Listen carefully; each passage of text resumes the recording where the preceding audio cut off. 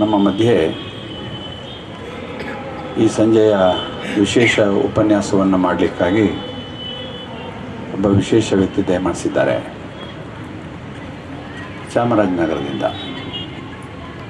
ಚಾಮರಾಜನಗರದ ಸಾಮಾಜಿಕ ಪರಿಸರದಲ್ಲಿ ಅತ್ಯಂತ ಚಟುವಟಿಕೆಯಿಂದ ಇರುವ ವ್ಯಕ್ತಿಗಳಲ್ಲಿ ಶ್ರೀ ಸುರೇಶ್ ಎನ್ ಋಗ್ವೇದಿಯವರು ಪ್ರಮುಖರು. ಅನೇಕ ಸಂಘ ಸಂಸ್ಥೆಗಳ ಜೊತೆಯ ನಿಕಟ ಸಂಪರ್ಕದಲ್ಲಿ ಇರುವುದರ ಜೊತೆಯಲ್ಲಿ ತಾವೇ ಕಟ್ಟಿರುವ ಸಂಸ್ಥೆಗಳ ಮೂಲಕ ಹಲವಾರು ಚಟುವಟಿಕೆಗಳಲ್ಲಿ ಸದಾ ವ್ಯಸ್ತರಾಗಿರುವ ಋಗ್ವೇದಿಯವರು ತಮ್ಮ ದಕ್ಷತೆ, ಸೌಮ್ಯತೆ, ರಾಷ್ಟ್ರಪ್ರೇಮ, ಸಂಘಟನಾ ಕೌಶಲ್ಯಕ್ಕೆ ಮತ್ತು ಪ್ರೇರಣಾದಾಯಕ ವ್ಯಕ್ತಿತ್ವಕ್ಕೆ ಹೆಸರಾದವರು.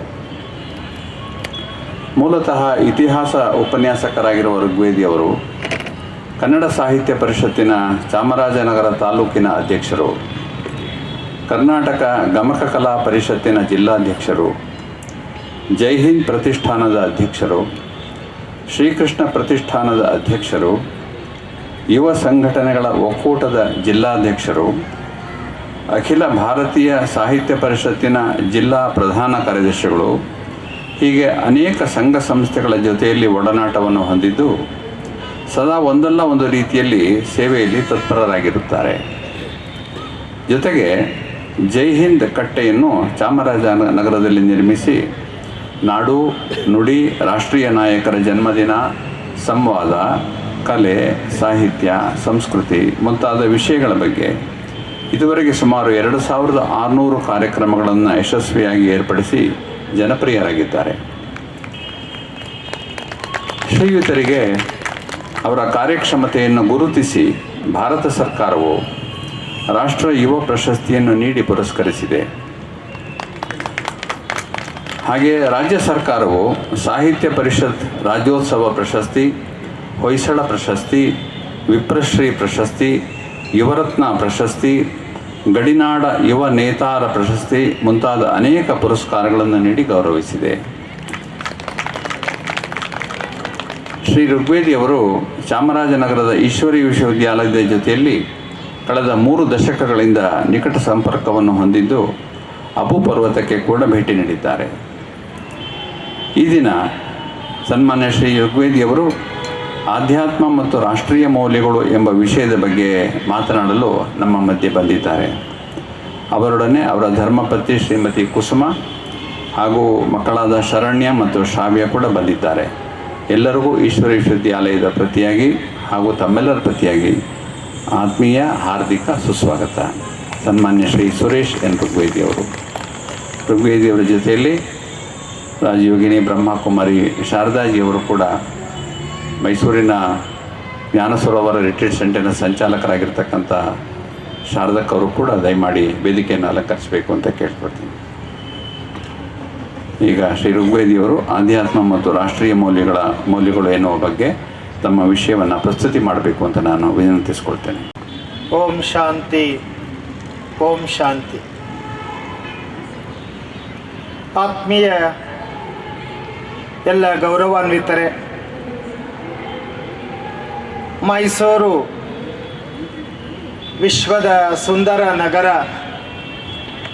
ಸಾಂಸ್ಕೃತಿಕ ಆಧ್ಯಾತ್ಮಿಕ ನಗರವಾಗಿ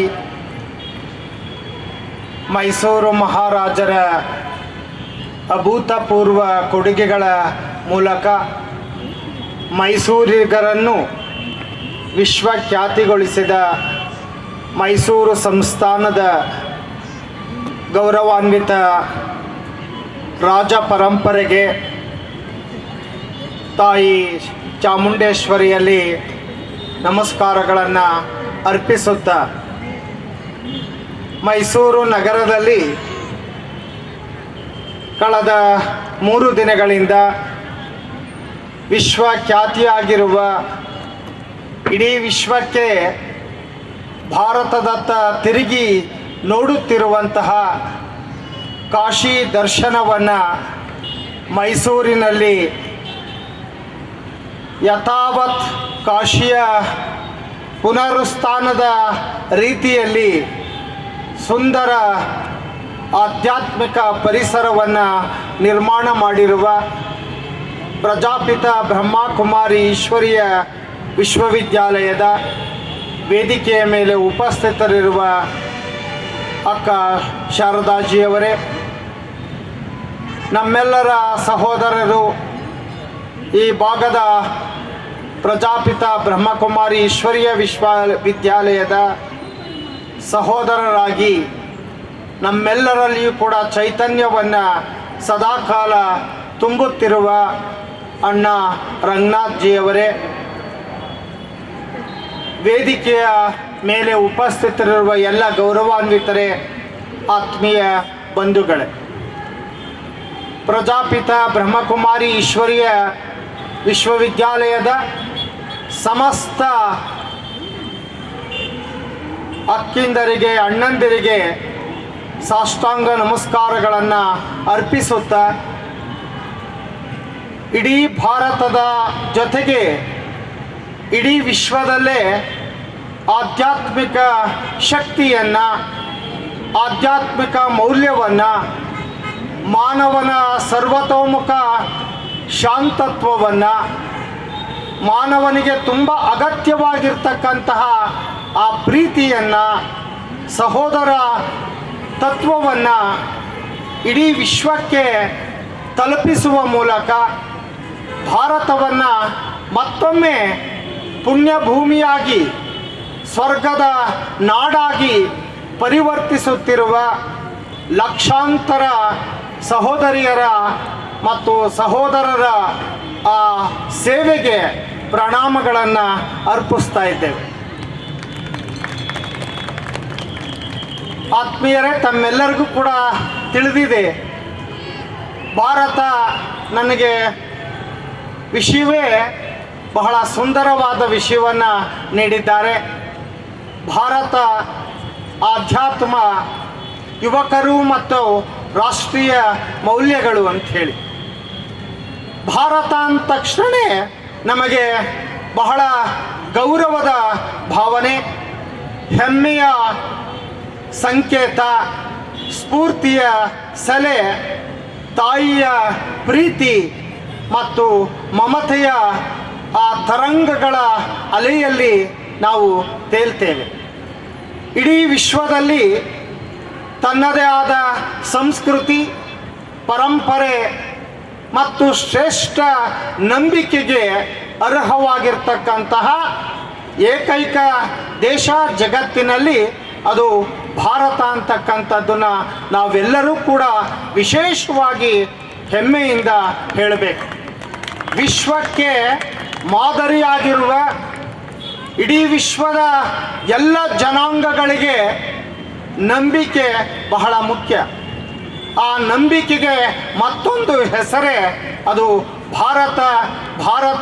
ಆ ಭಾರತ ಅಂತಕ್ಕಂತಹ ವಿಶೇಷವಾದಂತಹ ಆತ್ಮ ಶಕ್ತಿಯಿಂದ, ಆತ್ಮ ಗೌರವದಿಂದ, ಹೆಮ್ಮೆಯಿಂದ ಜಗತ್ತಿಗೆ ತಲೆ ಎತ್ತಿ ನಿಲ್ಲುವಂತಹ ಅರ್ಹತೆಯನ್ನು ನೀಡಿದಂತಹ ತಾಯಿ ಭಾರತ ಮಾತೆಗೆ ನಮ್ಮೆಲ್ಲರ ಪುಣ್ಯ ನಮನಗಳನ್ನು ಅರ್ಪಿಸಲೇಬೇಕಾಗಿದೆ.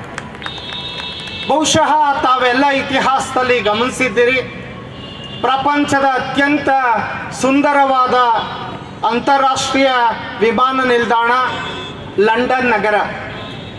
ಲಂಡನ್ ನಗರದ ಅಂತಾರಾಷ್ಟ್ರೀಯ ವಿಮಾನ ನಿಲ್ದಾಣದಲ್ಲಿ ಇಡೀ ಜಗತ್ತಿಗೆ ಮತ್ತು ಜಗತ್ತಿನ ಎಲ್ಲ ದೇಶಗಳ ಇತಿಹಾಸ ಮತ್ತು ಪರಂಪರೆ ಮತ್ತು ಶ್ರೇಷ್ಠತ್ವದ ಸಂಕೇತವಾಗಿ ಹಿಸ್ಟೋ ಮ್ಯಾಪನ್ನು ಪ್ರದರ್ಶನ ಮಾಡಿದೆ.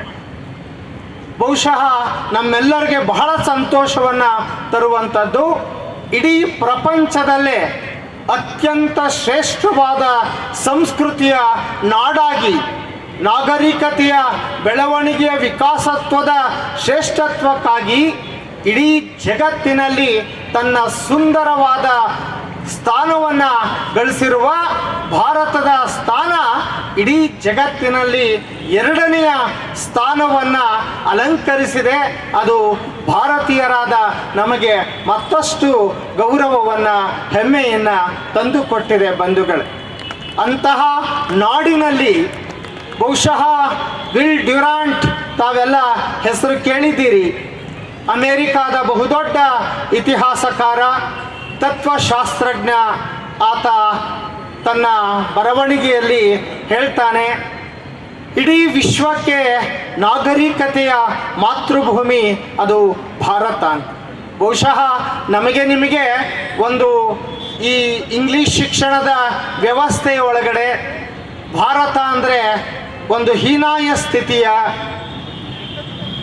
ಎಂದೂ ತಲುಪಲಾಗದ ಕಳಪೆಯ, ಕೀಳರಿಮೆಯ ಆ ಶಕ್ತಿಯನ್ನು ನಮ್ಮ ಪಠ್ಯಗಳು ತುಂಬಿದೆ.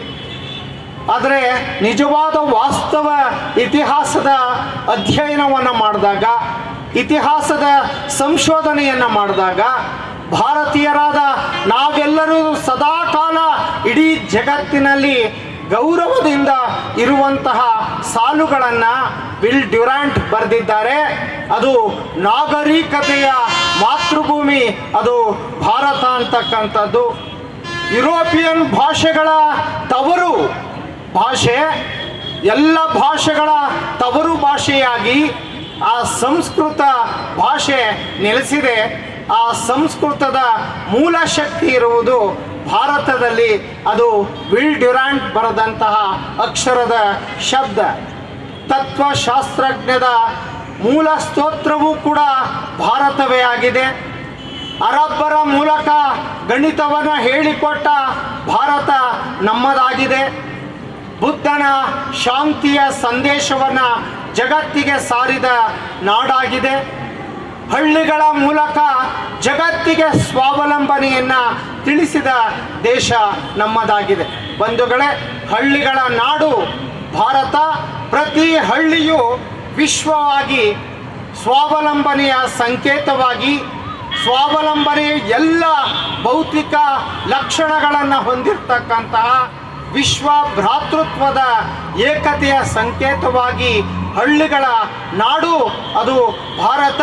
ಸ್ವಾವಲಂಬನೆಯ ನಾಡು ಭಾರತ ಅಂತ ಹೇಳಿ ವಿಲ್ ಡ್ಯುರಾಂಟ್ ಬರೆದಿದ್ದಾನೆ.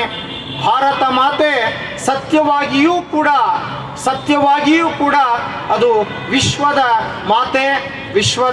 ಮಾತೆ ಅಂತ ಹೇಳಿ ನಾವು ನೀವು ಬರೆದದ್ದಲ್ಲ. ಅದು ಪ್ರಪಂಚದ ಶ್ರೇಷ್ಠ ಇತಿಹಾಸಕಾರ ವಿಲ್ ಡ್ಯುರಾಂಟ್ ಬರೆದಿರ್ತಕ್ಕಂತಹ ಅತ್ಯಮೂಲ್ಯವಾದ ಶಬ್ದಗಳು.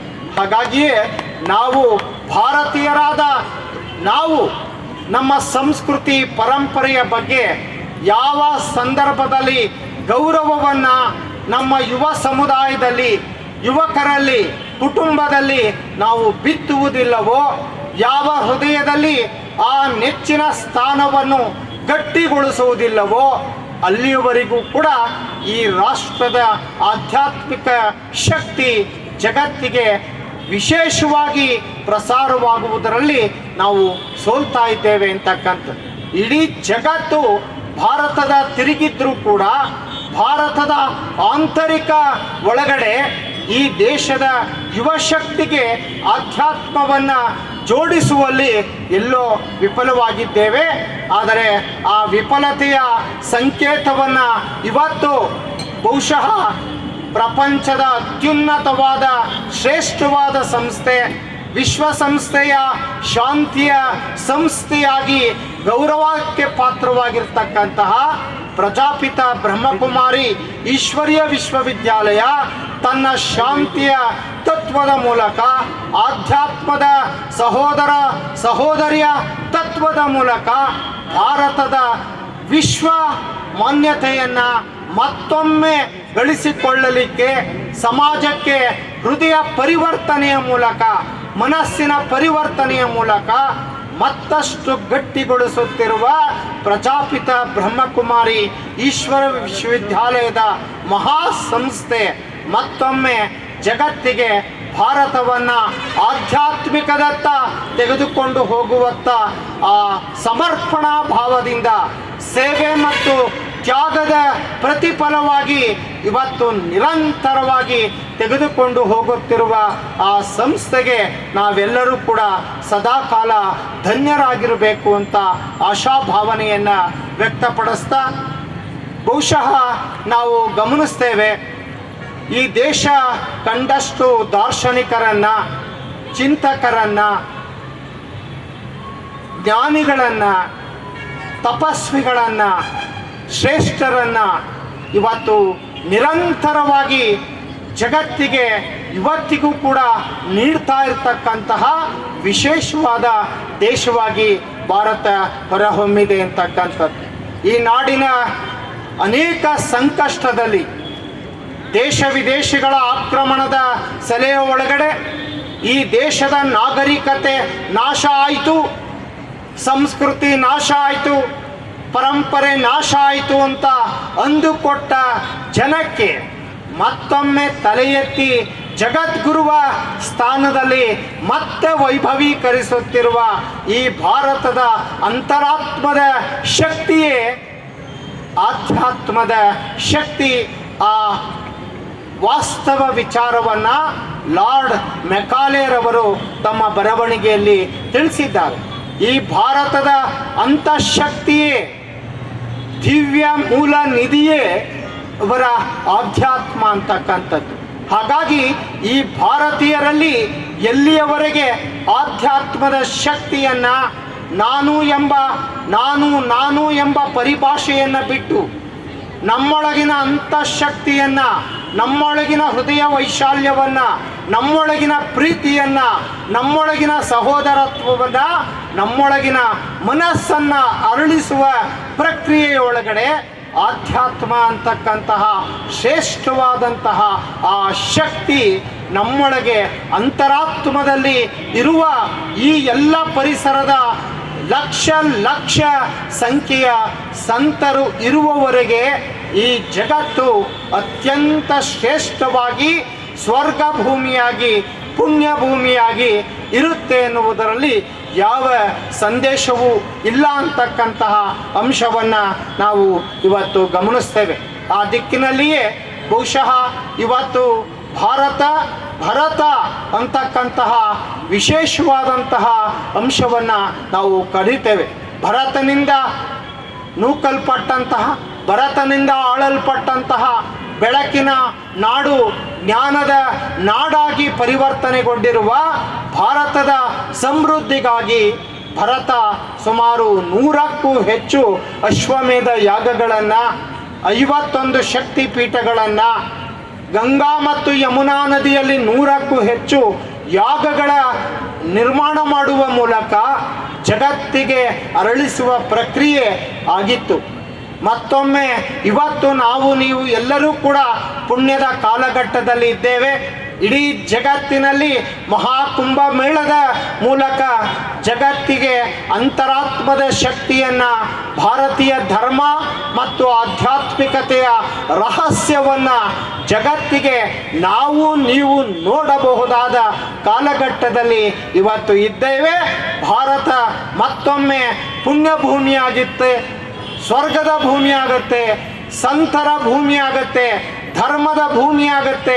ನಾಡಿಗೆ, ವಿಶ್ವಕ್ಕೆ, ಮಾನವೀಯತೆಯ ನೆಲೆಗಟ್ಟಿನ ಮೇಲೆ ಇಡೀ ವಿಶ್ವಕ್ಕೆ ಮಾದರಿ ರಾಷ್ಟ್ರವಾಗಿ ನಿರ್ಮಾಣವಾಗುವಂತಹ ಆಧ್ಯಾತ್ಮಿಕ ಮೌಲ್ಯಗಳ ರಹಸ್ಯ ಈ ದೇಶದಲ್ಲಿ ಇರುವ ತನಕ ಈ ದೇಶ ಅತ್ಯಂತ ಸುಂದರವಾಗಿ ಬೆಳಗಲಿಕ್ಕೆ ಸಾಧ್ಯ ಇದೆ ಎನ್ನುವ ಆಶಾಭಾವನೆಯೊಂದಿಗೆ ಈ ದೇಶದ ಮತ್ತೊಂದು ವಿಚಾರ ಯುವಕರು ಅಂತಕ್ಕಂಥದ್ದು. ಬಹುಶಃ ಯುವ ಸಮುದಾಯ ಯಾರು ಅನ್ನುವ ಪ್ರಶ್ನೆ ಬರುತ್ತೆ. ಬಹುಶಃ ಇವತ್ತು ಭಾರತದ ಆ ಯುವ ಶಕ್ತಿಯನ್ನು ನಾವು ಎಷ್ಟು ಗಂಭೀರವಾಗಿ ನೋಡ್ತಾ ಇದ್ದೇವೆ. ಇಡೀ ಜಗತ್ತು ಅಂದರೆ ಇಡೀ ವಿಶ್ವದಲ್ಲಿ ಯುವ ರಾಷ್ಟ್ರವಾಗಿ ಅರಳುತ್ತಿರುವ ದೇಶ ಅದು ಭಾರತ ದೇಶ. ಪ್ರಪಂಚದ ಸುಮಾರು 56ಕ್ಕೂ ಹೆಚ್ಚು ಶೇಕಡಾವಾರು ಯುವ ಸಮುದಾಯವನ್ನು ಹೊಂದಿರುವ, ಉತ್ಪಾದಕ ಶಕ್ತಿಯಲ್ಲಿ ಜಗತ್ತಿಗೆ ಮೊಟ್ಟ ಮೊದಲ ಸ್ಥಾನವನ್ನು ಅಲಂಕರಿಸುವ ಬೃಹತ್ ಯುವ ರಾಷ್ಟ್ರವಾಗಿ ಅರಳಿದೆ. ಇದಾದ ನಂತರ ಚೀನಾ ಇದೆ. ಈ ಯುವ ಶಕ್ತಿಗೆ ಹೇಗೆ ಆಧ್ಯಾತ್ಮದ ಬದಲಾವಣೆಯನ್ನು ತರ್ತಕ್ಕಂಥದ್ದು. ಆಧ್ಯಾತ್ಮ ಅಂದರೆ ಏನು ಅನ್ನುವ ಪ್ರಶ್ನೆ ಉದ್ಭವ ಆಗುತ್ತೆ ಬಂಧುಗಳೇ.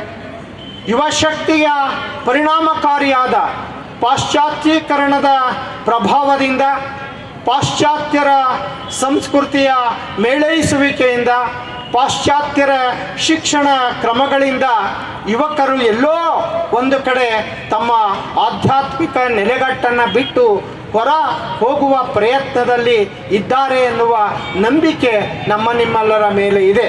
ಆದರೆ ವಾಸ್ತವ ನಾವು ನೀವು ಕಂಡುಕೊಂಡಿದ್ದೇವೆ. ಇವತ್ತು ಇಡೀ ದೇಶದ ಸುಮಾರು 26 ಕೋಟಿಗೂ ಹೆಚ್ಚು ಯುವ ಸಮುದಾಯ ಕೊರೋನಾ ಅಂತಕ್ಕಂತಹ ಸಾಂಕ್ರಾಮಿಕ ರೋಗ ಭಾರತಕ್ಕೆ ಹರಡಿದ ಸಂದರ್ಭದಲ್ಲಿ ಯುವ ಶಕ್ತಿ ಇಡೀ ದೇಶಕ್ಕೆ ತನ್ನ ಸೇವೆ ಮತ್ತು ಅರ್ಪಣಾ ಭಾವದಿಂದ ಸಂಕಷ್ಟಗಳನ್ನು ದೂರೀಕರಿಸಿ ಆ ಭಾರತ ಮಾತೆಯನ್ನು ಇಡೀ ವಿಶ್ವದಲ್ಲೇ ಮತ್ತೊಮ್ಮೆ ಉಳಿಸಿದ ಕೀರ್ತಿ ಭಾರತೀಯ ಯುವ ಸಮುದಾಯಕ್ಕೆ ಸಲ್ಲುತ್ತದೆ ಅನ್ನುವ ಅಂಶವನ್ನು ನಾವು ಮನಗಾಣಬೇಕಾಗಿದೆ. ಆ ದಿಕ್ಕಿನಲ್ಲಿಯೇ ಆ ಯುವ ಸಮುದಾಯ ಏನು ಭಾರತ ಸರ್ಕಾರದ ಅಡಿಯಲ್ಲಿ 15ರಿಂದ 35 ವರ್ಷದ ಒಳಗಿನ ಆ ವಯೋಮಿತಿಯ ಪರಿಮಿತಿಯ ಒಳಗಡೆ ಯುವಕರು ಅಂತ ನಾವು ಕರೀತೇವೆ. ಆದರೆ ಸಹಜವಾಗಿ ವಿಶ್ವಸಂಸ್ಥೆ ಯಾವ ವ್ಯಕ್ತಿ ಉತ್ಪಾದಕ ಶಕ್ತಿಯನ್ನು ಹೊಂದಿರ್ತಾನೋ ಅವನನ್ನು ಕೂಡ ಯುವಕ ಅಂತ ಕರೀತೇವೆ. ಹಾಗಾಗಿಯೇ 15ರಿಂದ 64 ವರ್ಷದ ಒಳಗಿನ ಎಲ್ಲೋ ವಯೋಮಿತಿಯ ಜನರು ಕೂಡ ಉತ್ಪಾದಕ ಶಕ್ತಿಯನ್ನು ಹೊಂದಿರುವ, ಅತ್ಯಂತ ದೈಹಿಕ ಮಾನಸಿಕ ಶಕ್ತಿಯನ್ನು ಹೊಂದಿರುವ ನಾಡು ಅದು ಭಾರತ ಅಂತಕ್ಕಂತಹ ಮತ್ತೊಮ್ಮೆ ಹೆಮ್ಮೆಯಿಂದ ಹೇಳುವಂತಹ ವಿಚಾರ. ಆ ಉತ್ಪಾದಕ ಶಕ್ತಿಯ ಜೊತೆಗೆ ಆ ಯುವ ಸಮುದಾಯವನ್ನು ತೆಗೆದುಕೊಂಡು ಹೋಗುವಂತಹ ಮಹತ್ತರವಾದ ಜವಾಬ್ದಾರಿ ನಮ್ಮೆಲ್ಲರ ಮೇಲೆ ಇದೆ ಅಂತಕ್ಕಂತಹ ಅಂಶವನ್ನು ಇವತ್ತು ನಾವು ಮನಗಾಣಬೇಕಾಗಿದೆ.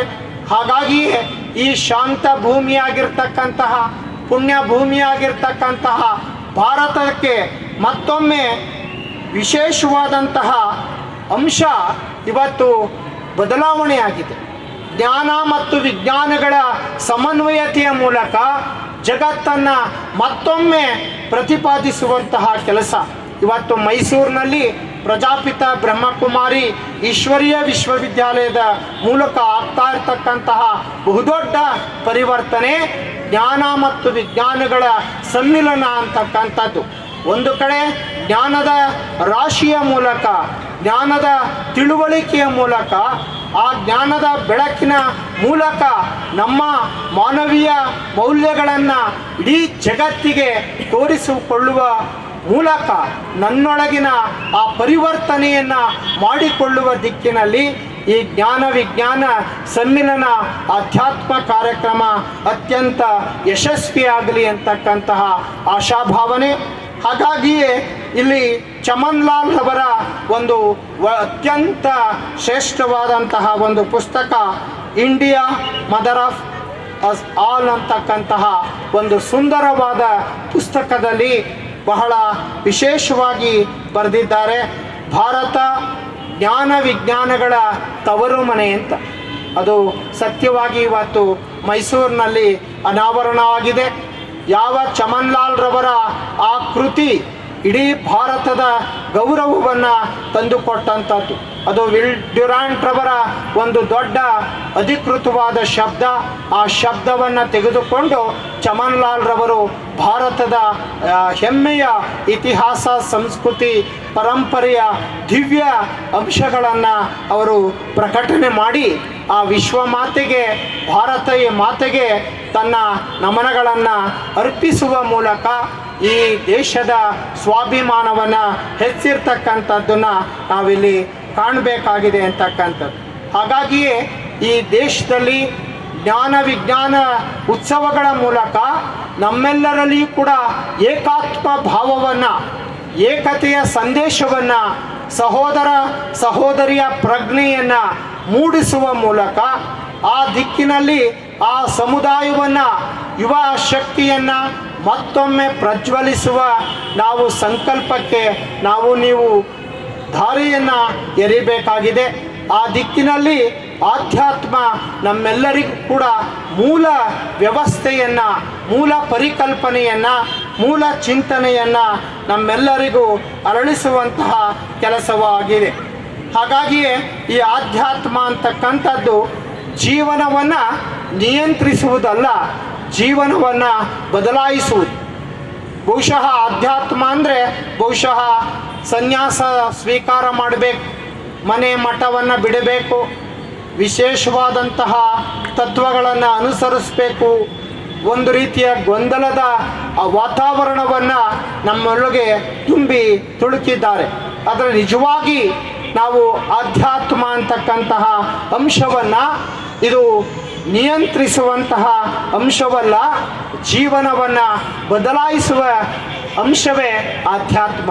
ಪ್ರತಿಯೊಬ್ಬ ಮನುಷ್ಯನನ್ನು ಬದಲಾಯಿಸುವ ದಿಕ್ಕಿನಲ್ಲಿ ನಾನಾರು ರಮಣ ಮಹರ್ಷಿಗಳು ಏನು ಹೇಳ್ತಾರೆ, ನೀನಾರು ನಾನು ಎಂಬ ಅಹಮ್ಮನ್ನು ಬಿಟ್ಟು ನೀನಾರು, ನಿನ್ನೊಳಗಿರುವ ಶಕ್ತಿಯನ್ನು, ಅಂತಃಶಕ್ತಿಯನ್ನು, ಹೃದಯ ಸಂಪನ್ನವನ್ನು, ಸೇವೆಯ ಮನೋಭಾವವನ್ನು ಅರಳಿಸಿಕೊ, ನಿನ್ನನ್ನು ನೀನು ಅರಿ ಅನ್ನುವ ವಿಶೇಷವಾದಂತಹ ತತ್ವಕ್ಕೆ ಒಳಪಡಿಸಿದಾಗ ಆ ಬದಲಾಯಿಸುವ ಪ್ರಕ್ರಿಯೆ ಇರತಕ್ಕಂಥದ್ದು ಇಡೀ ಜಗತ್ತಿನಲ್ಲಿ ಅದು ಆಧ್ಯಾತ್ಮದ ಶಕ್ತಿ. ಇಡೀ ಜಗತ್ತಿನಲ್ಲಿ ಶ್ರೇಷ್ಠವಾದ ಆಧ್ಯಾತ್ಮ ರಹಸ್ಯವನ್ನು ಹೊಂದಿರತಕ್ಕಂಥದ್ದು ದಿವ್ಯ ಜ್ಞಾನಿಗಳು, ಚಿಂತಕರು, ದಾರ್ಶನಿಕರು ಮತ್ತು ಆಚಾರ್ಯತ್ರಯರು ಅಂತಕ್ಕಂತಹ ಅಂಶವನ್ನು ನಾವಿಲ್ಲಿ ಗಮನಿಸಬೇಕಾಗ್ತದೆ. ಅಂತಹ ಆಧ್ಯಾತ್ಮದ ಬದಲಾಯಿಸುವ ಅಂಶದ ಒಳಗಡೆ ಒಬ್ಬ ವ್ಯಕ್ತಿ ಯಾವ ಸುಖವನ್ನು ಪಡೆಯಬೇಕು? ಬಹುಶಃ ಇದು ಸುಖ ಅಂದ ತಕ್ಷಣ ನಮಗೆ ಇವತ್ತಿನ ಟಿ ವಿ ಮಾಧ್ಯಮಗಳಲ್ಲಿ, ಬಾರ್ ಆ್ಯಂಡ್ ರೆಸ್ಟೋರೆಂಟ್ಗಳಲ್ಲಿ ಹಾಡು ಕುಣಿದು ಮೋಜು ಮಸ್ತನ ಮಾಡುವ ಮೂಲಕ ನಾವು ಸಂತೋಷವನ್ನು ಪಡಬೇಕು ಅನ್ನುವ ಭಾವನೆ ನಮ್ಮೊಳಗೆ ಜಾಗೃತವಾಗುತ್ತೆ. ಆದರೆ ಆಧ್ಯಾತ್ಮದ ಮೂಲಕ ಹೋದಾಗ ತನ್ನ ಜೀವನದಲ್ಲಿ ಯಾವುದು ಶಾಶ್ವತವಾದ ತೃಪ್ತಿಯನ್ನು ಕೊಡುತ್ತೋ ಅದೇ ನಿಜವಾದಂತಹ ಆಧ್ಯಾತ್ಮ. ಬಹುಶಃ ಅವೆಲ್ಲವೂ ಕೂಡ ಕ್ಷಣಿಕವಾದದ್ದು. ಈ ಹಣ ಅಂತಕ್ಕಂಥದ್ದು ಕ್ಷಣಿಕ, ಮೋಹ ಅಂತಕ್ಕಂಥದ್ದು ಕ್ಷಣಿಕ, ಕಾಮ ಅಂತಕ್ಕಂಥದ್ದು ಕ್ಷಣಿಕ. ಇವೆಲ್ಲವೂ ಕೂಡ ಆಯಾ ಕ್ಷಣಕ್ಕೆ ನಮಗೆ ಸುಖವನ್ನು ಕೊಡುವುದಾದರೂ ಕೂಡ ಅದು ಶಾಶ್ವತವಾದ ತೃಪ್ತಿಯನ್ನು ನಮಗೆ ನೀಡಲಿಕ್ಕೆ ವಿಫಲ ಆಗುತ್ತೆ.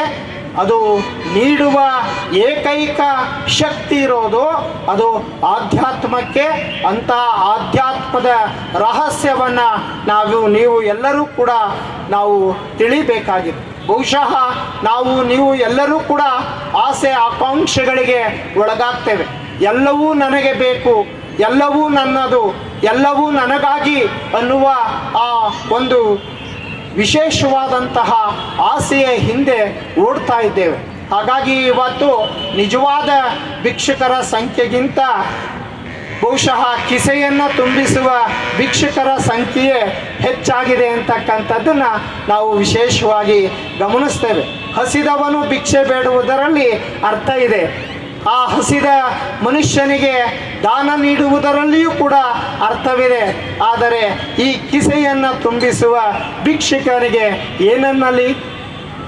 ಈ ಒಂದು ಪ್ರಶ್ನೆ ನಮ್ಮೆಲ್ಲರಲ್ಲಿಯೂ ಕೂಡ ಮೂಡಿದೆ. ಕೋಟಿ ಕೋಟಿ ಹಣದ ಹಿಂದೆ ಹೋಗಿ ನಿಜವಾದ ಸಂತೋಷವನ್ನು, ನಿಜವಾದ ಸುಖವನ್ನು, ನಿಜವಾದ ಮಾನವತ್ವವನ್ನು, ನಿಜವಾದ ಹೃದಯ ಸೌಂದರ್ಯವನ್ನು ಇವತ್ತು ನಾವು ಕಳೆದುಕೊಳ್ತಾ ಇದ್ದೇವೆ. ಹಾಗಾಗಿಯೇ ಆಧ್ಯಾತ್ಮ ಅಂದರೆ ಏನು ಅಂತಕ್ಕಂಥದ್ದನ್ನು ಬಹಳ ವಿಶೇಷವಾಗಿ ಹೇಳಿದ್ದಾರೆ.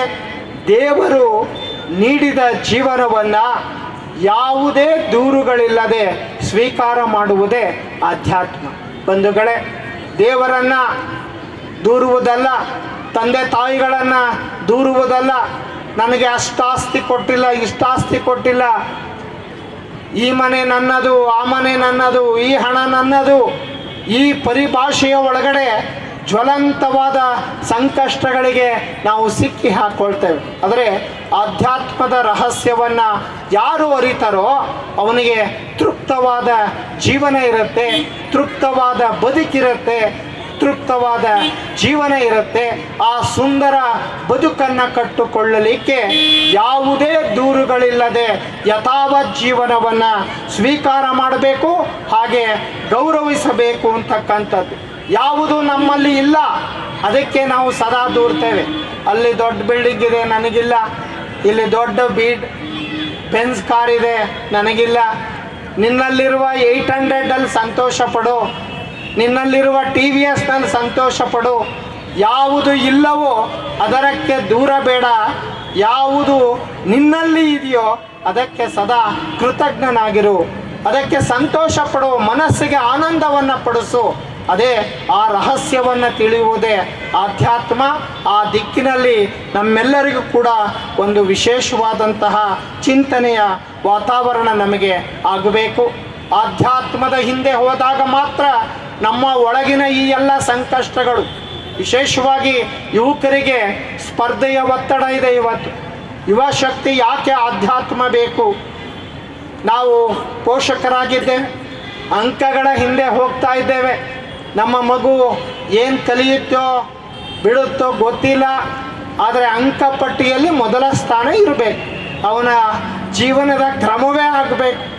1 ಅಂಕ 100ಕ್ಕೆ 100 ಬರಬೇಕು, 6 ವಿಷಯಗಳಲ್ಲಿ 100ಕ್ಕೆ 100 ಬೇಕು. ಇವತ್ತು ಎಷ್ಟು ಅಂಕವನ್ನು ಕೊಡಿಸ್ತೀರಿ ಬಂಧುಗಳೇ ಮಗುವಿಗೆ? ಆ ಒತ್ತಡದ ಬದುಕು ಹೇಗಿದೆ? ಆ ಮಗುವಿನ ಮನಸ್ಸು ಎಷ್ಟು ವಿಕಾರವಾಗುತ್ತೆ? ರಮಣ ಮಹರ್ಷಿಗಳು ಹೇಳ್ತಾರೆ, ಅಂಕಗಳು ವಿಕೃತವಾದ ರಾಕ್ಷಸಿ ಸ್ವರೂಪ ಅಂತ. ಆ ದಿಕ್ಕಿನಲ್ಲಿ ಇವತ್ತು ನಮ್ಮ ಮಕ್ಕಳನ್ನು ಯುವ ಸಮುದಾಯ ಯಾಕೆ ಆತ್ಮಹತ್ಯೆಯನ್ನು ಮಾಡ್ಕೊಳ್ತಾ ಇದೆ? ಒತ್ತಡದ ಬದುಕಿನಲ್ಲಿ ಏಕಿದೆ?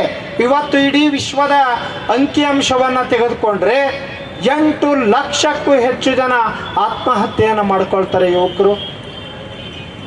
970 ಮಿಲಿಯನ್ ಜನ ಇವತ್ತು ಮಾನಸಿಕ ತೊಳಲಾಟದಲ್ಲಿ ಬದುಕ್ತಾ ಇದ್ದೇವೆ. ಎಲ್ಲವೂ ಇದ್ದು ಏನೂ ಇಲ್ಲ ಎನ್ನುವ ಸ್ಥಿತಿಯಲ್ಲಿ ಬದುಕ್ತಾ ಇದ್ದೇವೆ. ಎಲ್ಲ ಇರುವ ವಸ್ತುಗಳ ಮೇಲೆ ಪ್ರೀತಿ ಇಲ್ಲ, ಗೌರವವಿಲ್ಲ, ತಂದೆ ತಾಯಿಗಳ ಮೇಲೆ ಗೌರವವಿಲ್ಲ, ಮಾತೃಭಕ್ತಿ ಇಲ್ಲ, ಪಿತೃಭಕ್ತಿ ಇಲ್ಲ, ಆಚಾರ್ಯ ಭಕ್ತಿ ಇಲ್ಲ, ಗುರು ಭಕ್ತಿ ಇಲ್ಲ. ನಮ್ಮೆಲ್ಲರ ಭಕ್ತಿ ಹಣದ ಭಕ್ತಿ, ಮೋಹದ ಭಕ್ತಿ, ಕಾಮದ ಭಕ್ತಿ. ಇವೆಲ್ಲವೂ ಕೂಡ ದೂರೀಕರಿಸುವ ಮೂಲಕ ಈ ಆಧ್ಯಾತ್ಮದ ರಹಸ್ಯದ ಚಿಂತನೆಯ ಕಡೆ ನಾವೆಲ್ಲರೂ ಕೂಡ ಸಾಗಬೇಕಾಗಿದೆ. ಯುವಕರಿಗೆ ನಿರುದ್ಯೋಗದ ಸಮಸ್ಯೆ ಇದೆ, ಸ್ಪರ್ಧೆಯ ಒತ್ತಡಗಳಿದೆ. ಯಾವುದೇ ಅಂಕವನ್ನು ಪಡೆದರೂ ಕೂಡ ಇವತ್ತು ಉದ್ಯೋಗ ಗಳಿಸಿಕೊಳ್ಳುವ ಸಂದರ್ಭದಲ್ಲಿ ಒತ್ತಡಕ್ಕೆ ಮಗು ಸಿಕ್ಕಿ ಹಾಕಿಕೊಳ್ಳುವುದರ ಜೊತೆಗೆ ಪೋಷಕರು ಇವತ್ತು ಬಹಳ ದೊಡ್ಡ ಸಮಸ್ಯೆಯಲ್ಲಿ ಇದ್ದಾರೆ. ವಯೋಮಿತಿಯ ಒಳಗಡೆ ಯಾವ ವ್ಯಕ್ತಿ ಆ ಒತ್ತಡಕ್ಕೆ ಒಳಗಾಗ್ತಾನೋ ಅಂತಹವರಿಗೆ ವಿಶೇಷವಾಗಿ ಆಧ್ಯಾತ್ಮದ ರಹಸ್ಯವನ್ನು ತಿಳಿಸುವ ಅನಿವಾರ್ಯತೆ ಇವತ್ತು ನಮ್ಮ ಪಠ್ಯಗಳಲ್ಲಿ ಆಗಬೇಕಾಗಿದೆ, ಸಮುದಾಯಗಳಲ್ಲಿ ಆಗಬೇಕಾಗಿದೆ, ಪೋಷಕರಲ್ಲಿ ಬದಲಾವಣೆ ಆಗಬೇಕಾಗಿದೆ. ನನ್ನ ತಂದೆ ತಾಯಿಗಳು ನನಗೆ ನೀಡಿದಂತಹ ವಿಶೇಷವಾದ ಅಂಶ, ನನ್ನ ತಾಯಿ ಹೇಳ್ತಾ ಇದ್ರು, ಎಷ್ಟು ಆನಂದ ಆಗುತ್ತೆ ಇವತ್ತು, ಶನಿವಾರ ಬಂದರೆ ನೀನು ಓದಲೇಬೇಡ, ರಾಮಂದ್ರಕ್ಕೆ ಹೋಗು ಅಂತ ಇದ್ರು. ಅಂತಹ ತಾಯಿ ಎಲ್ಲಿ ಸಿಗ್ತಾರೆ ಬಂಧುಗಳೇ? ಎಲ್ಲಿ ಸಿಗ್ತಾರೆ? ಇವತ್ತು ದೇವಸ್ಥಾನಗಳಿಗೆ ತಂದೆ ತಾಯಿ ಹೋಗ್ತಾರೆ ಹೊರತು ಮಕ್ಕಳು ಬರೋದಿಲ್ಲ. ಮಕ್ಕಳನ್ನು ಕರೆತರುವ ಸಾಹಸವೂ ನಮ್ಮದಾಗಿಲ್ಲ. ಅವರೆಲ್ಲೋ ಚಾಟ್ಸಲ್ಲೋ, ಪಿಜ್ಜಾದಲ್ಲೋ, ಬಸ್ಸಲ್ಲೋ ಎಲ್ಲೋ ಒಂದು ಕಡೆ ಹೋಗ್ತಾರೆ. ಈ ವ್ಯವಸ್ಥೆಗೆ ನಾವು ನಮ್ಮ ಯುವ ಸಮುದಾಯವನ್ನು ತರುವ ಪ್ರಯತ್ನ ನಮ್ಮದಾಗಿದೆ. ಆ ದಿಕ್ಕಿನಲ್ಲಿ ಮತ್ತೊಮ್ಮೆ ನಾವೆಲ್ಲರೂ ಕೂಡ ಪ್ರಜ್ಞಾಪೂರ್ವಕವಾಗಿ ಆಧ್ಯಾತ್ಮದ ಚಿಂತನೆಯ ಮೂಲಕ ಭಗವಂತನ ಅರ್ಥ ಮಾಡಿಕೊಳ್ಳುವ ಮೂಲಕ, ಭಗವಂತ ಅಂದರೆ ನಾನು, ನನ್ನೊಳಗಿನ ಅಂತಃಶಕ್ತಿಯನ್ನು, ಆತ್ಮದ ಪರಿವರ್ತನೆಯನ್ನು, ಆ ಜೀವದ ಸಂಕೇತವನ್ನು, ಮನಸ್ಸು ಮತ್ತು ಹೃದಯವನ್ನು ಅರಳಿಸುವ ಪ್ರಕ್ರಿಯೆಯಲ್ಲಿ ಪುಣ್ಯದ ಭೂಮಿಯಾಗಿ, ಪುಣ್ಯದ ನಾಡಾಗಿ, ಪುಣ್ಯದ ಮನುಷ್ಯನಾಗಿ ಪರಿವರ್ತಿಸುವ ದಿಕ್ಕಿನಲ್ಲಿ ನಾವೆಲ್ಲರೂ ಕೂಡ ಆಗೋಣ. ನಮ್ಮೆಲ್ಲರ ಸುಖ ಮತ್ತು ಸಂತೋಷ, ದುಃಖ ಮತ್ತು ಸಂಕಷ್ಟ ಯಾರ ಕಾರಣ? ನಾವು ಒಂದೇ ಮಾತು ಹೇಳಿಬಿಡ್ತೇವೆ, ದೇವರು ಅಂತ. ನನಗೆ ಸುಖ ಕೊಡಲಿಲ್ಲ ಕಾಶಿ ವಿಶ್ವನಾಥ, ಆಂಜನೇಯ ನೀನು ನನಗೆ ಸದಾಕಾಲ ದುಃಖವನ್ನು ಕೊಡ್ತೀಯ, ನೇರ ಆರೋಪವನ್ನು ಮಾಡ್ತೇವೆ. ದೇವ್ರು ಸಿಗಲಿಲ್ವಾ, ಅಪ್ಪ ಅಮ್ಮನ ಮೇಲೆ ಬೀಳ್ತೀವಿ. ಅಪ್ಪ ನೀನು ನನಗೆ ಅದು ಬುಲೆಟ್ ಕೊಡಿಸ್ಲಿಲ್ಲ, ಅಪ್ಪ ನನಗೆ ಅದು ಕೊಡಿಸ್ಲಿಲ್ಲ. ಈ ಸ್ಥಿತಿಗೆ ನಾವು ಬಂದಿದ್ದೇವೆ ಅಂದರೆ ಈ ಸುಖ ಮತ್ತು ದುಃಖ ಇವೆರಡಕ್ಕೂ ಯಾರು ಕಾರಣ ಅಂದರೆ ಅದು ನಾವೇ ಕಾರಣ. ಏಕೈಕ ಕಾರಣ ನಮ್ಮ ಮನಸ್ಸು. ಅದಕ್ಕೆ ನಾವೇ ಕಾರಣ ಅಂತಕ್ಕಂತಹ ಅಭೂತಪೂರ್ವವಾದ ರಹಸ್ಯವನ್ನು ಹೇಳಿಕೊಡುವುದು ಆಧ್ಯಾತ್ಮ. ಹಾಗಾಗಿ ನಾವೆಲ್ಲರೂ ಕೂಡ ಆಧ್ಯಾತ್ಮದ ಕಡೆಗೆ ಸಾಗುವ ದಿಕ್ಕಿನಲ್ಲಿ ನಮ್ಮ ಆಲೋಚನೆ ಆಗಲಿ ಅಂತಕ್ಕಂತಹ ಅಂಶವನ್ನು ನಾವು ಇಲ್ಲಿ ತಿಳಿಬೇಕಾಗಿದೆ. ಶಾಶ್ವತವಾದ ಸತ್ಯವನ್ನು ತಿಳಿತಕ್ಕಂಥದ್ದು, ಆ ಶಾಶ್ವತವಾದ ಸತ್ಯ ಮತ್ತು ಸೌಂದರ್ಯವನ್ನು ತಿಳಿಯುವಂತಹ ವ್ಯವಸ್ಥೆಗೆ ನೀವು ಎಲ್ಲರೂ ಕೂಡ ಪಾಲ್ಗೊಳ್ಳಬೇಕು. ಸಾಮೂಹಿಕವಾದ ಸತ್ಸಂಗಗಳಿಗೆ, ಉತ್ಸವಗಳಿಗೆ, ಜಾತ್ರೆಗಳಿಗೆ, ಹಬ್ಬಗಳಿಗೆ, ಕೌಟುಂಬಿಕ ಪ್ರಜ್ಞೆ ಒಳಗಡೆ ಸಾಮಾಜಿಕ ಬಾಂಧವ್ಯವನ್ನು ಹೆಚ್ಚಿಸುವ ದಿಕ್ಕಿನಲ್ಲಿ ಅಂತರಂಗದ ಪ್ರಜ್ಞೆಯನ್ನು ಹೆಚ್ಚಿಸುವ ಆ ಕೆಲಸವನ್ನು ಇವತ್ತು ನಾವು ಯುವಕರಿಗೆ ಮಾಡಬೇಕಾಗಿದೆ.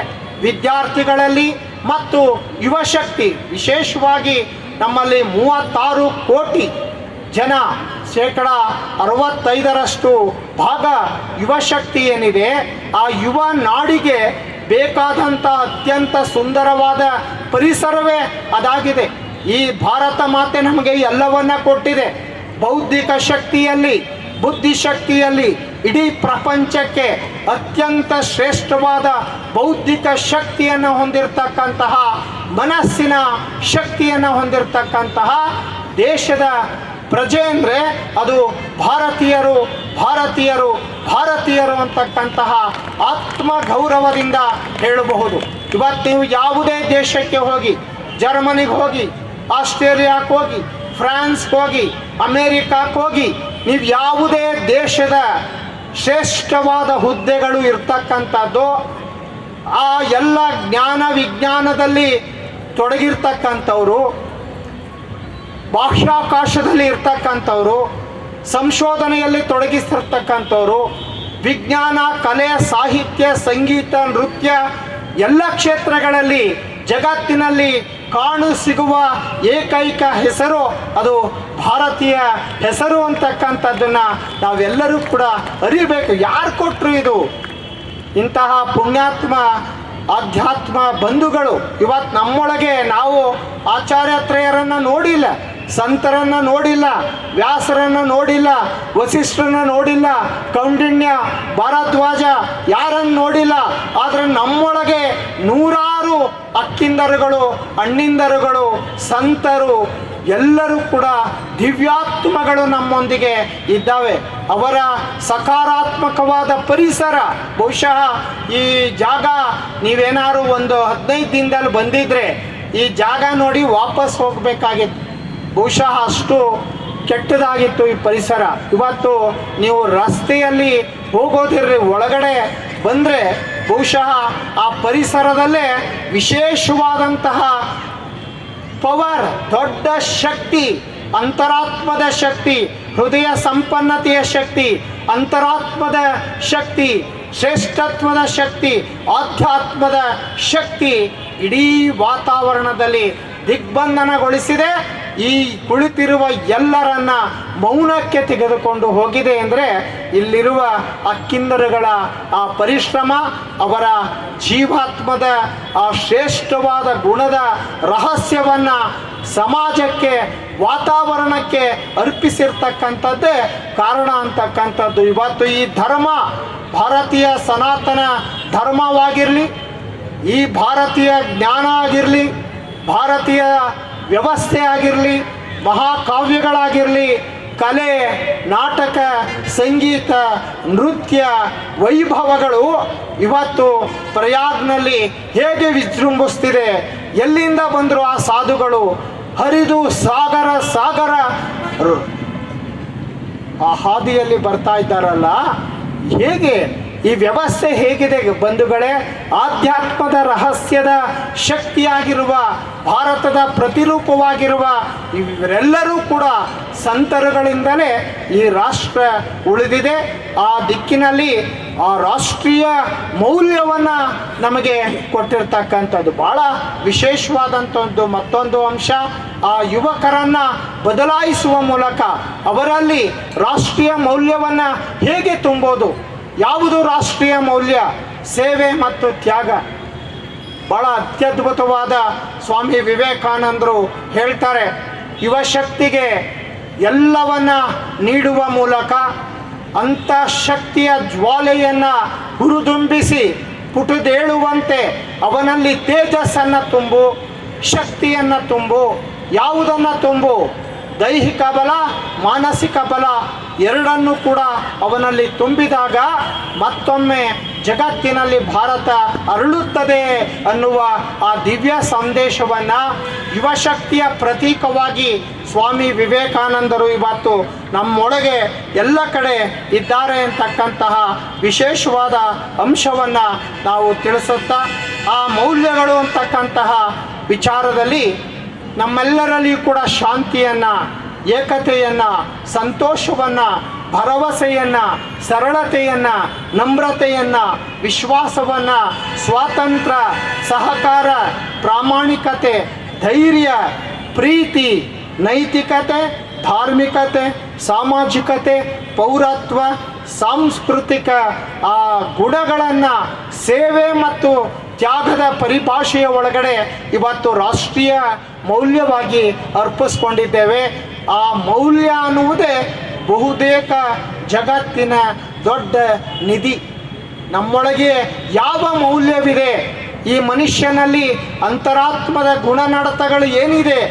ಯಾವ ಮನುಷ್ಯನನ್ನೂ ನೋಯಿಸದಿರದ, ಎಂದೂ ಕಳ್ಳತನ ಮಾಡದಿರುವ, ಯಾರ ಮನಸ್ಸಿಗೂ ಚ್ಯುತಿ ಬಾರದಂತೆ ಇರುವ, ಸ್ವಚ್ಛತೆ ಮತ್ತು ನೈರ್ಮಲ್ಯದ ಗುಣ ಹೊಂದಿರುವ, ದೈಹಿಕ ಮತ್ತು ಮಾನಸಿಕ ನೈರ್ಮಲ್ಯವನ್ನು ಹೊಂದಿರುವ, ಸದ್ಗುಣಗಳ ಸಾರಾಂಶದ ಮೌಲ್ಯದ ವ್ಯಕ್ತಿಗೆ ಜಗತ್ತಿನಲ್ಲಿ ಕೋಟಿ ಕೋಟಿಯ ಬೆಲೆ ಇದೆ, ಶಾಶ್ವತವಾಗಿ ಇದೆ ಅಂತಕ್ಕಂತಹ ಅಂಶವನ್ನು ನಾವಿವತ್ತು ಗಮನಿಸಿದ್ದೇವೆ ಬಂಧುಗಳು. ಜಗತ್ತಿನಲ್ಲಿ ಹಣ ಮಾಡುವವರ ಸಂಖ್ಯೆ ಎಷ್ಟಿದೆಯೋ, ಸದ್ಗುಣ ರಾಶಿಯ ಮೌಲ್ಯದ ಹಾದಿಯಲ್ಲಿ ಜಗತ್ತನ್ನು ತೆಗೆದುಕೊಂಡು ಹೋಗುತ್ತಿರುವವರ ಸಂಖ್ಯೆಯೂ ಅಷ್ಟೇ ಇದೆ ಅಂತಕ್ಕಂಥದ್ದನ್ನು ನಾವು ವಿಶೇಷವಾಗಿ ಹೇಳ್ಬೋದು.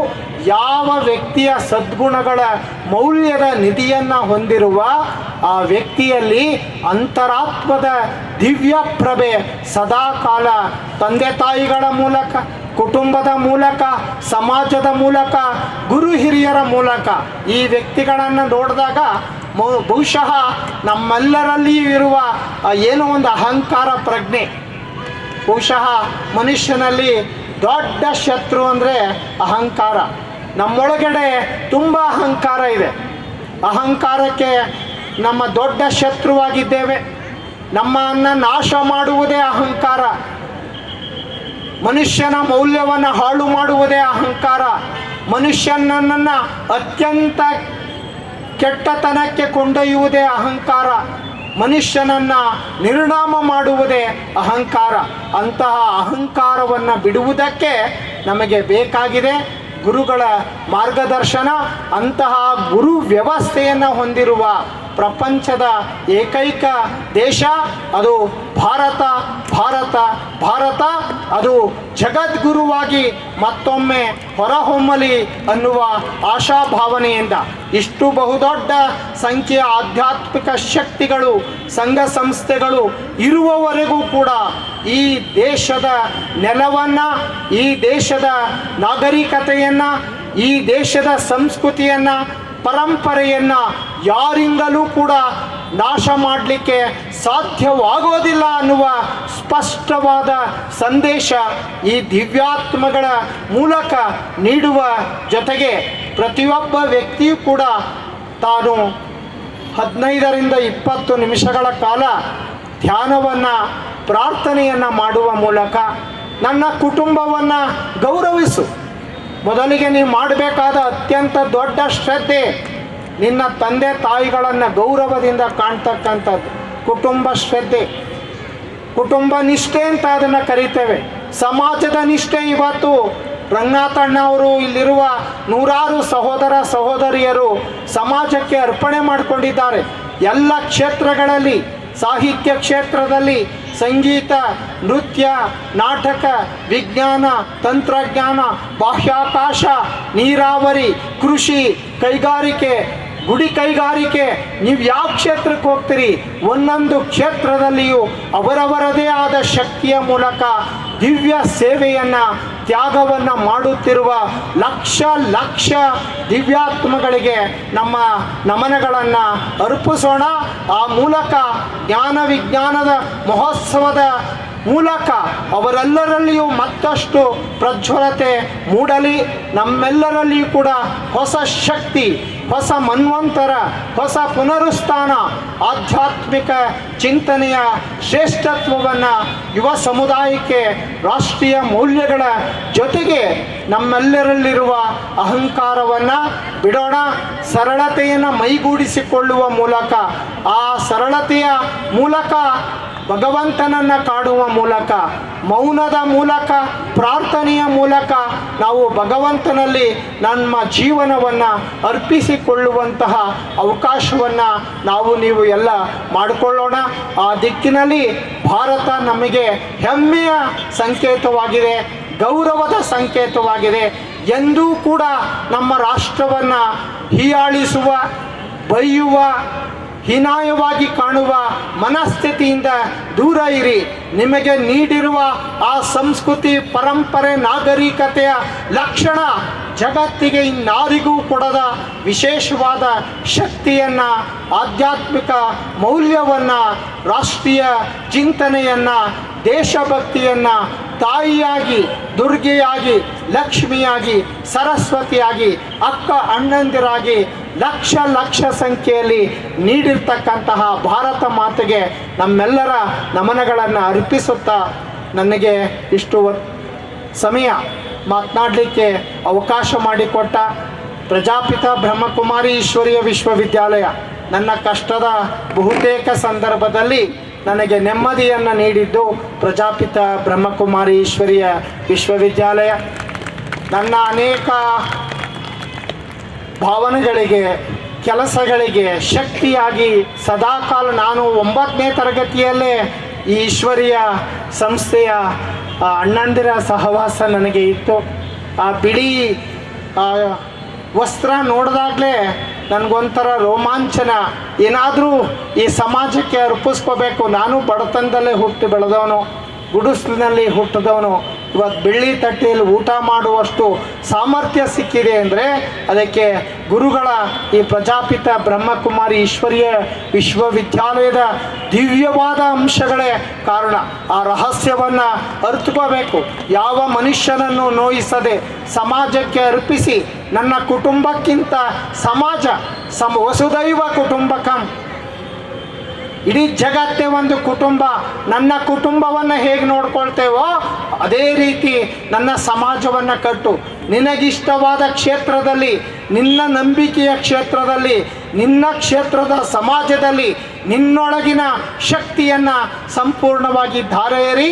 ಆ ಮೂಲಕ ನಿನ್ನ ಧೀಶಕ್ತಿಯನ್ನು ಸಮಾಜಕ್ಕೆ ಅರ್ಪಿಸು. ನಿನ್ನ ಜ್ಞಾನವನ್ನು, ಸೇವೆಯನ್ನು, ಚಿಂತನೆಯನ್ನು, ಮಾತನ್ನು, ಹಣವನ್ನು ಎಲ್ಲವನ್ನು ಸಮಾಜಕ್ಕೆ ನೀಡುವಂತಹ ಆ ಪರಿಭಾಷೆ ಇದೆಯಲ್ಲ, ಆ ನಡವಳಿಕೆ ಇದೆಯಲ್ಲ, ಅದು ನಮ್ಮೆಲ್ಲರನ್ನ ಉತ್ತುಂಗಕ್ಕೆ ತೆಗೆದುಕೊಂಡು ಹೋಗುತ್ತೆ.